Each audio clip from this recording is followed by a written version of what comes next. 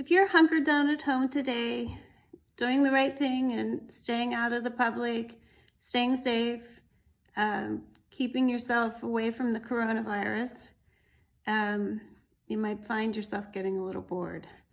And I thought I'd bring a project to you that is quick, easy, doesn't take a lot of supplies.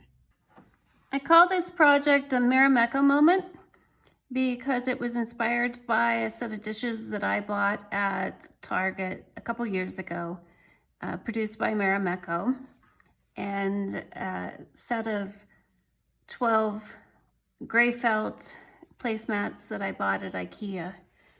And these are the dinner plates and dishes that I bought at Target. And I used just a little bit of felt, a slew of felt scraps, and my sewing machine to create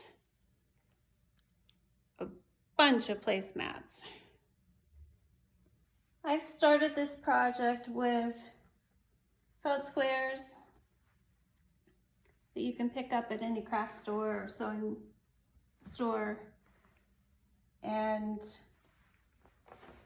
a bunch of scraps accumulated over a number of years. No special colors, just used what I had. And I started with a single piece. I've done a half a sheet here. I actually laid out maybe 12 pieces, 12 of these big squares when I started because I had so many to do. And I just went through my bag of scraps and started laying pieces on top.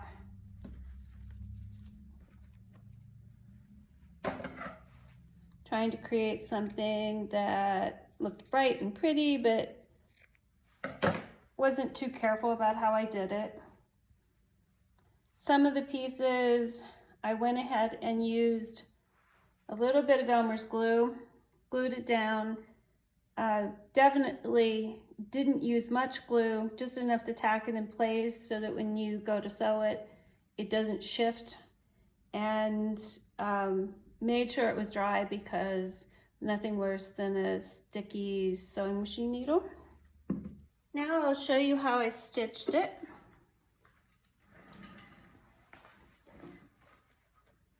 It's just very random stitching.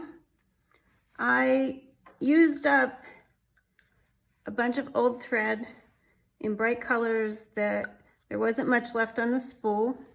So it was a good way, it's a great way to use up random bits of pieces of everything. Get rid of the felt, get rid of the thread.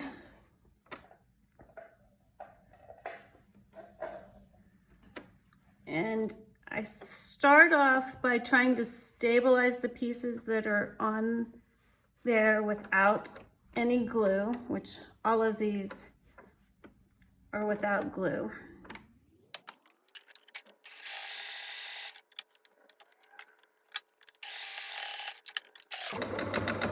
And a lot of times I start off by just following the shape of whatever piece of felt I'm stitching on.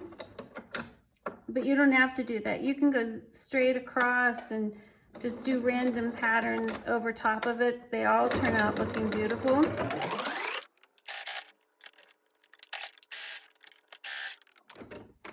It does help if you have a machine that leaves the needle down.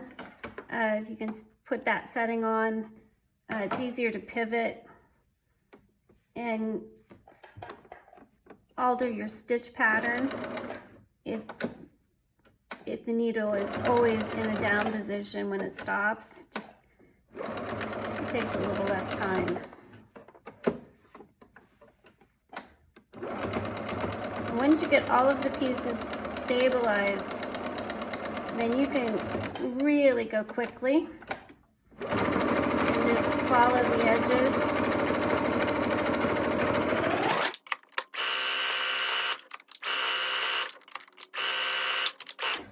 There really isn't any right or wrong way to do this.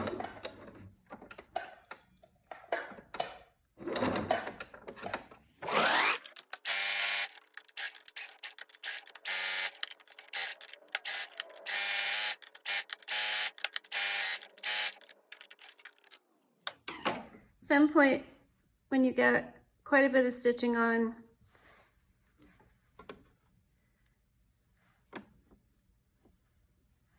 it's good to change your thread to a different color, something bright. Yellows seem to work really well. Red shows up nicely. But it really depends on what color felt you started off with. But something contrasting is really nice.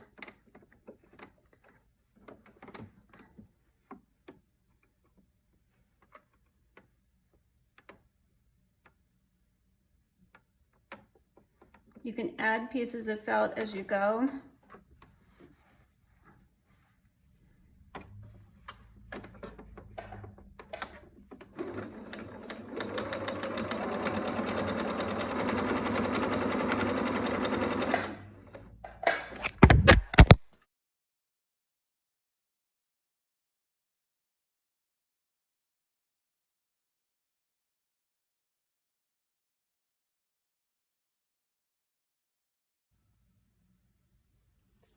I apologize that this video has been a little choppy, had some technical difficulties. My camera keeps falling off the tripod, but that's why I switched over to time-lapse, finished out the stitching. This is the end result. Really, there's nothing too technical about this. You throw some felt down, stitch it in numerous directions, and when you have adhered all of the pieces really well, because you're going to cut through this and create a shape, you want to stitch it down as firmly as possible so that you don't have loose ends when you cut out these pieces. But then you'll turn it over, and this is the fun part for me, because I just lay down my template and try to get as many pieces out of one piece of felt as possible. So I don't pay attention to what the other side is going to look like. I just try to maximize my yield.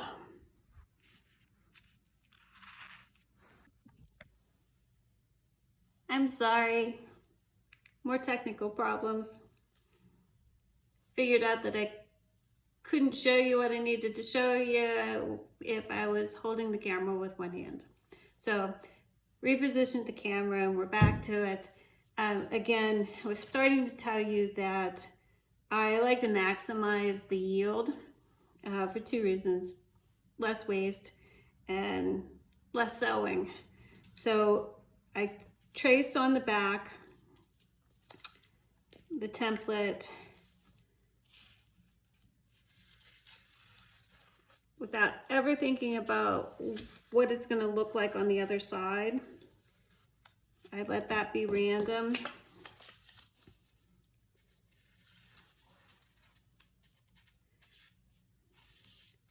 And considering how big the scraps are when I'm finished, I often save them for another project, put them in the bag.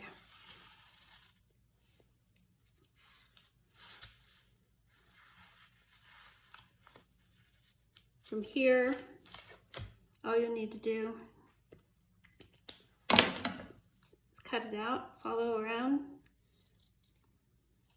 Doesn't have to be precise. The placemats I have recently discovered are no longer available at IKEA, but very similar ones are still available. on Amazon for relatively the same price that I paid for them at IKEA. And the quality looks good. I will put the link to that on my blog, pagegrowsdesign.com.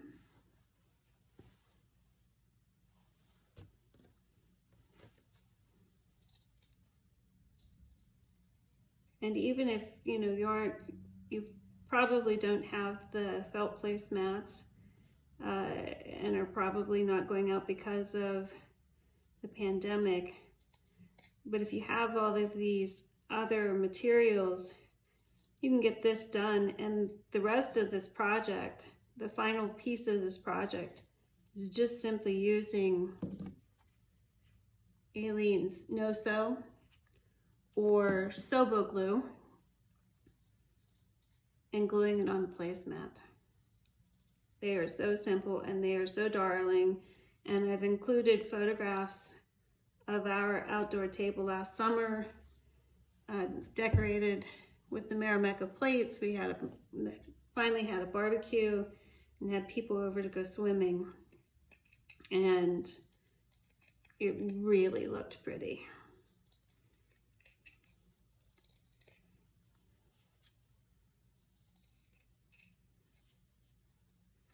If you have thinner felt, I have noticed that if you put too much glue on, it does seep through and you can sort of notice it. So be careful in the way that you apply your glue so that it doesn't seep through. And you don't even have to weight them down. I was thinking I was going to have to set something on top of them to have them adhere nicely, and that just wasn't the case. So here are my pieces finished.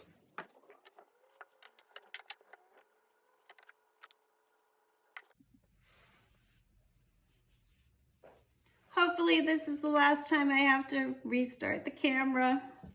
I realized that my glue's all dried up. I realized yesterday that I was out of glue sticks. Now my fabric glue is all dried up, and I think that I'm going to add a few items to my disaster preparedness list. So that in cases like this where we have to stay at home for a long period of time, that I have all the necessary crafting products. But so I won't be able to show you gluing it on, but I think you can probably get that yourself without any problem. Here's one of the ones that I had already finished, and I showed you all the others at the beginning of the video.